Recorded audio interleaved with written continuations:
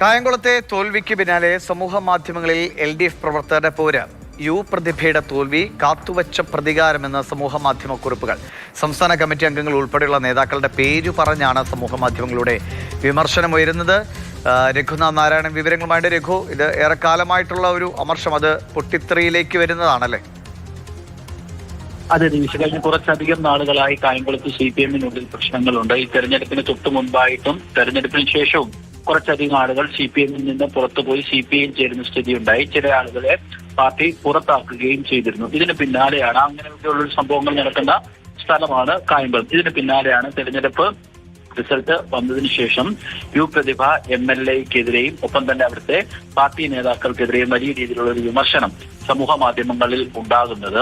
കാലം കാത്തുവെച്ച പരാജയം എന്നൊക്കെയുള്ള രീതിയിലുള്ള ചർച്ചകൾ നടക്കുന്നുണ്ട്. ഒപ്പം തന്നെ പ്രതിഭയ്ക്ക് വേണ്ടി വേണ്ട രീതിയിൽ തെരഞ്ഞെടുപ്പ് പ്രവർത്തനങ്ങൾ നടന്നില്ല എന്നുള്ള വിമർശനവും അവിടെ ഉന്നയിക്കപ്പെടുന്നുണ്ട്.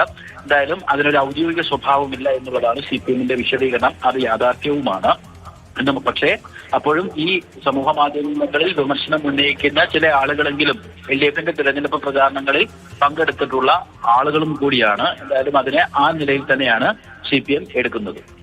ശരി, രഘുനാഥ് നാരായണനാണ് വിവരങ്ങൾ നൽകിയത്. കായംകുളത്തെ തോൽവിക്ക് പിന്നാലെ അമർഷം സോഷ്യൽ മീഡിയയിലൂടെ പുറത്തു വരികയാണ്.